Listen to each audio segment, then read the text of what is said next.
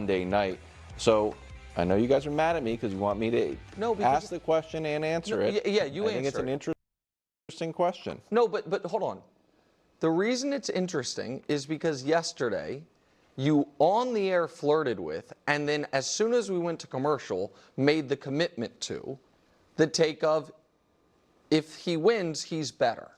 And so I'm asking you now, what do you think it would mean? And then I will give my answer. I think if Jalen Hurts wins this game, it will be time to start talking about Jalen Hurts being the best quarterback in the NFL. It's time to have that conversation. Okay. When you can only win so many games in a row. I believe he's won, Josh, is it 15? He won 15? If you take out the concussion game, it's 15. Okay, so he's won 15 straight games, including the Super Bowl. He's on the graphic that we joke around about, but he's on the graphic with all-time greats.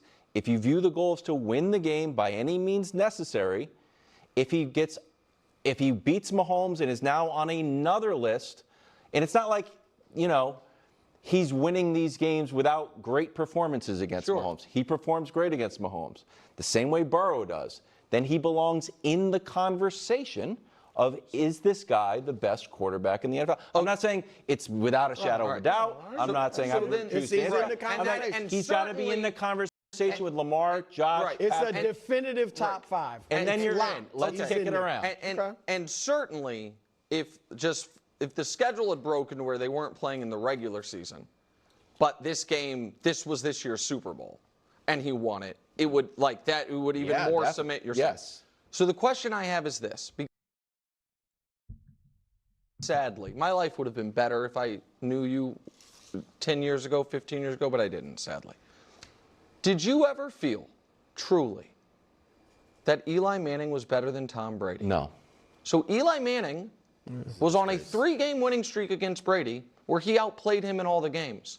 2 of those were the Super Bowl. We can show you those games. MVP. In none of those games, certainly not in 07, did people feel like Eli had the better team. They were 2 touchdown underdogs.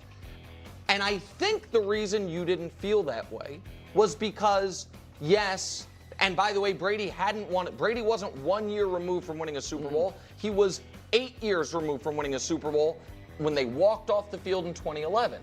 And the reason you didn't feel like he was better was not only just because of how you felt, but because their career resumes were not at all similar. And we can show them to you, like, yep, it was 5-2 and 3-2, MVPs 2-0, Super Bowl MVPs even, Pro Bowl 7-2, first team All-Pros 2-0.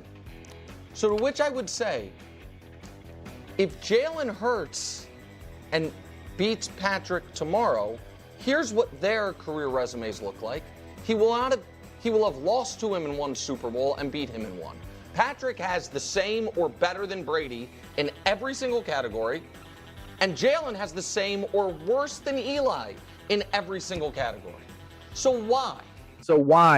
This is just so frustrating and so ridiculous to try to compare Eli Manning to Jalen Hurts, because what Jalen Hurts has done also throughout the regular season, the numbers, the success that he's put up, the wins, the big time wins that he's also played throughout the regular season, on top of also obviously the playoffs and Super Bowls, is night and day of Eli, Minnesota. I'm not even going to waste any more time trying to give you reasons why Eli Manning is not as good as Jalen Hurts, because that is just so incredibly insulting and so absurd. But this is what makes it even more absurd here, because this is Eli Manning's and Tom Brady's head-to-head. Okay, passing yards per game, 267 to 294.5, and 2 touchdown turnover ratio, 5 and 589.82. Okay, that's all good. It's all done. Jalen Hurts has outplayed Patrick Mahomes in every single game he's ever played against him. Every single game from the moment that he was a first-year starter and was going up against the team that had just been in the Super Bowl, who got rocked by Tom Brady, but still who was going up against Tyreek Hill, Travis Kelce, et cetera, et cetera, et cetera.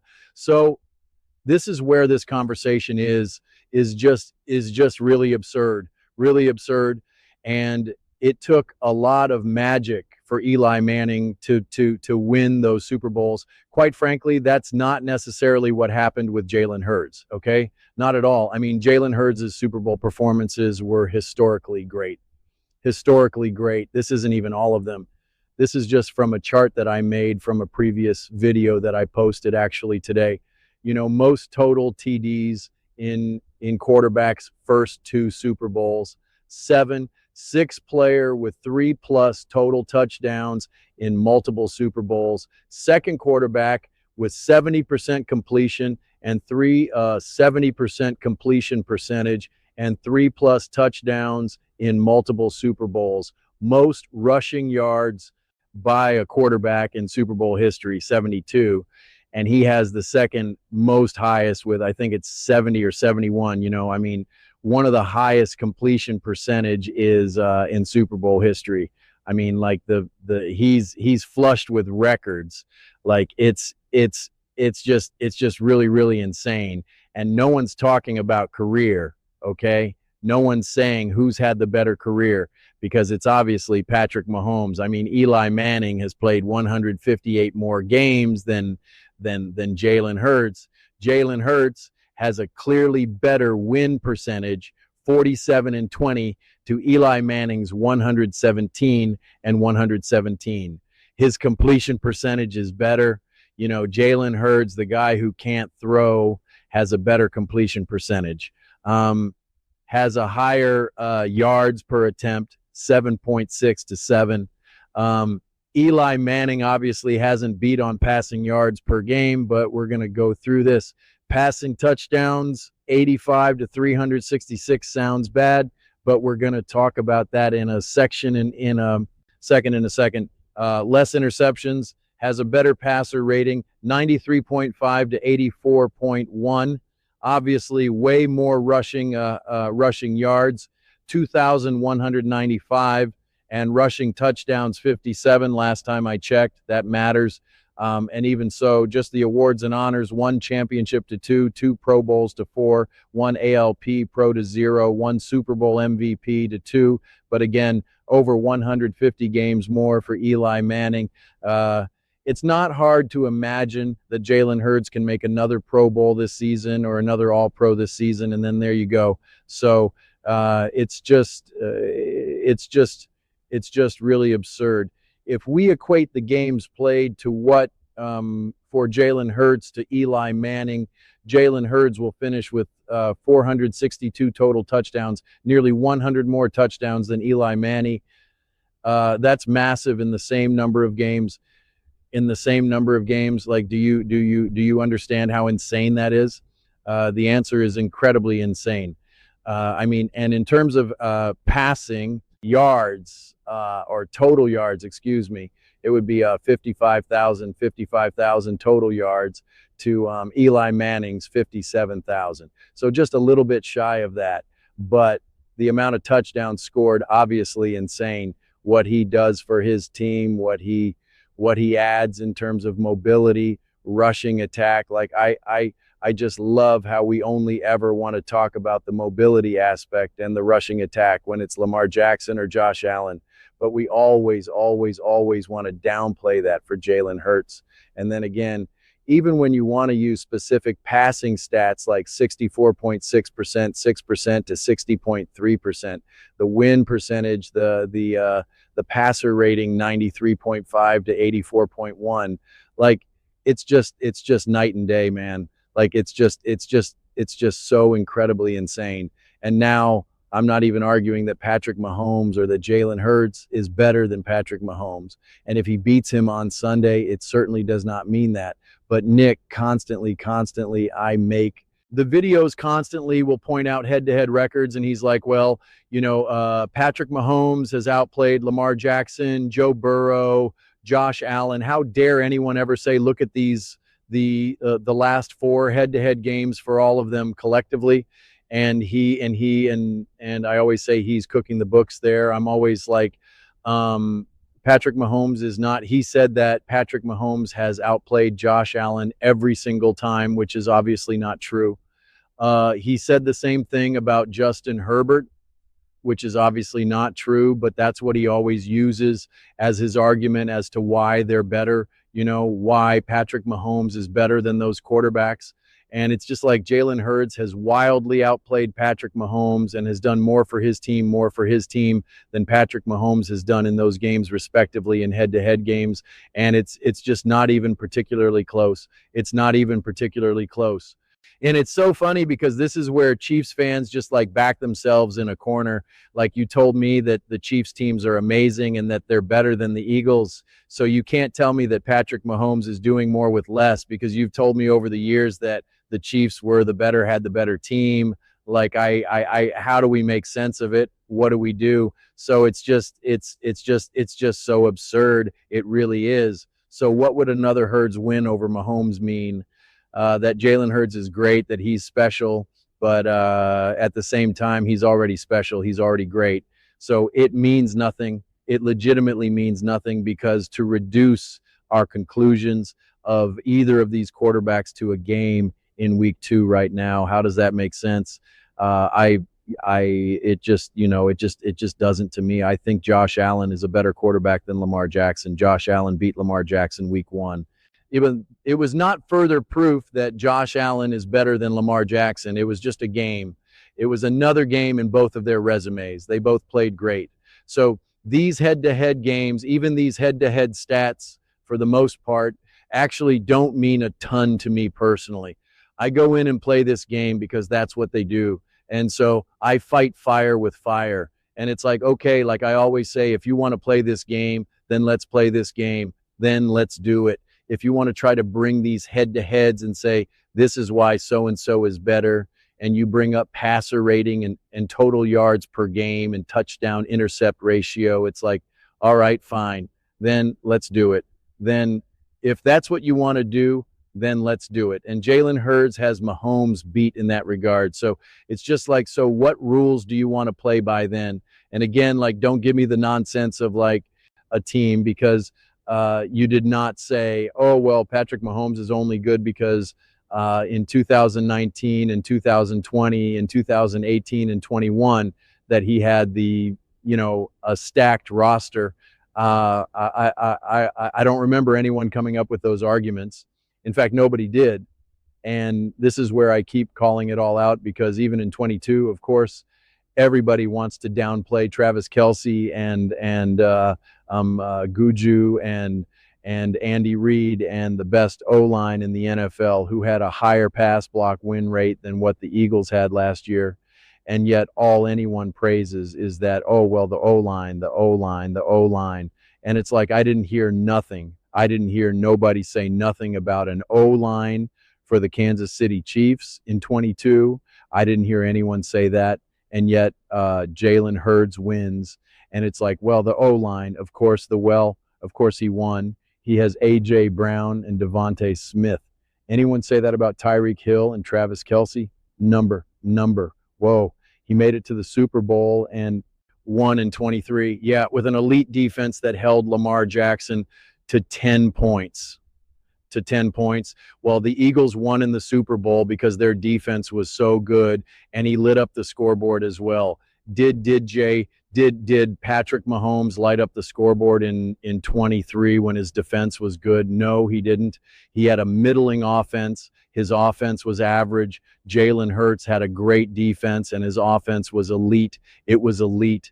They set records on their playoff run, multiple records, scored the most points in conference championship game history, said the most points in conference and Super Bowl combined in history, scored the most points throughout a playoff run, and it could have been a lot more won if they were actually trying to. Saquon Barkley had a touchdown against the Packers that he did not take. The Eagles obviously could have scored even more in that Super Bowl. That's obvious, and they had to deal with the snowstorm. They literally played in a blizzard in the divisional round, and they actually just had some clean games and actually tried, but they would have scored even more points. Their greatness was actually reduced a little bit statistically. So what should the conversation be? What should it actually be? Because I'm firm that it kind of means nothing because then it's like, well, if Jalen Hurts loses and it somehow means that he's like not good now because Jalen Hurts is the only quarterback that's not allowed to lose a game, right? Like it's like, okay, like it's just like the double standard that they have for Jalen Hurts is wild. Yesterday they had a clip that I did, but then it was getting cut off because it was leading into commercial, and they were like, what does Jalen Hurts need to do to be considered like, you know, top in the NFL? And Bruce said, well, if they're undefeated going late into the season and Jalen Hurts is putting up amazing stats, and it's like, oh, that's all he needs to do. He needs to lead the Eagles to be undefeated and lead the NFL in just, you know, passing yards, rushing yards, touchdowns. Like he just needs to just do everything. Like that's all he needs to do. It's like, okay, you know, like I guess. So let me know when Lamar Jackson, Josh Allen, and Joe Burrow are doing that. I mean, like, come on. And Patrick Mahomes, all of the arguments for why he's the best quarterback right now or why he still remains at the top is all because of what he did years ago. Years ago, I still believe that Patrick Mahomes is awesome. I still believe that Patrick Mahomes is amazing, but he's clearly been shown that he is also, like every other quarterback, at the mercy of his roster as well. Because if Patrick Mahomes was so amazing, so great, and transcended all of that, then it wouldn't matter who's injured. It wouldn't matter that Xavier Worthy got knocked out of the game. It wouldn't matter that you just had Rashid Rice and Travis Kelce. You're amazing. You're Patrick Mahomes. But it's just so funny to constantly downplay the roster when he puts up amazing numbers. And then when he has bad numbers, you say, well, what do you want him to do? It's the roster. It's like, how does that make any sense? It makes none. It makes zero. It makes zero. I mean, it's just crazy at this point. It really is. It really is. Oh, you know, Jalen Hurts had all day behind the O-line and Patrick Mahomes had no O-line. Like, what do you want him to do? But then in 22, the Eagles couldn't get pressure on Patrick Mahomes. Didn't that then benefit Patrick Mahomes? Huh? No, it doesn't. It's just when something is good for Mahomes, then it's good. And when it's bad, it just doesn't exist. Like how does this work? You guys got to tell me the rules because we just keep making them up every single day. Every single day, it's something new and different. Every single day. So yeah, if Jalen Hurts wins, and now he's literally just winning every single game except for the game that he got concussed in, he just won the Super Bowl because that's all I heard all last season. Patrick, the Kansas City Chiefs, Patrick Mahomes hasn't lost since Christmas. He hasn't lost since he was opening up Christmas presents with his wife and kids. Kansas City Chiefs, they haven't lost since 2024. The Kansas City Chiefs, Patrick Mahomes, win streak. I don't care what the stats show. I don't care what the stats show. I don't care. This doesn't apply for Jalen Hurts and the Philadelphia Eagles.